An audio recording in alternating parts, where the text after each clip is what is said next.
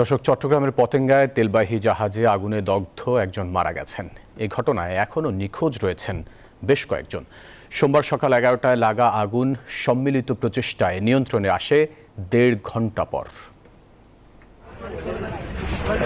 সোমবার বেলা 11:15টা কর্ণফুলী নদীর ডলফিন জেটিতে থাকা বাংলার জ্যোতি নামের একটি জাহাজে হঠাৎই বিস্ফোরণ। মুহূর্তেই আগুন লেগে যায় জাহাজে। জাহাজে আগুন লাগার পর কালো ধোঁয়ার কুণ্ডলিতে ছেয়ে যায় আকাশ। হঠাৎ করে বিস্ফোরণ, পুরো জাহাজ কাঁপে উঠছে। কিরে কাহিনী বেরিয়ে দিয়ে কি অবস্থা? তিনজন অবস্থা খারাপ, দুজন ওয়ার্কশপ, একজন মেরিনে ফ্রেশ ক্যারেট আসছে। ওরা দুজনে জয়েন করছিল, এখন একজন মিসিং দেখা যাইতেছে। যারা জাহাজে কাজ করি তারা 40 জন আসি। বাইরে মানুষ আসতে পারে সেটা আমরা জানি না। খবর পেয়ে ফায়ার সার্ভিসের 8টি ইউনিট ঘটনাস্থলে পৌঁছে আগুন নিয়ন্ত্রণের চেষ্টা চালায়। সেই জাহাজে তেলের ট্যাঙ্কার থাকায় দ্রুত আগুন নিয়ন্ত্রণে সময় বেশি লাগে।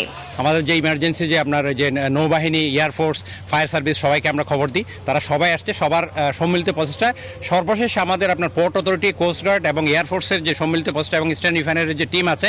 বিশ্বমানের থার্মিক্স রড, সালাম স্টিল থার্মিক্স, দেশের একমাত্র থার্মিক্স রড। সম্মিলিত প্রচেষ্টায় আগুনটা এখন কিন্তু আমাদের কন্ট্রোলে আছে বলা চলে। জাহাজটি তেলের ট্যাঙ্কে আগুন পৌঁছার আগে নিয়ন্ত্রণে আনতে পারায় বড় ধরনের হতাহত থেকে রক্ষা পেয়েছে। কি কারণে এই অগ্নিকাণ্ড তাৎক্ষণিকভাবে তা জানাতে পারেনি ফায়ার সার্ভিস।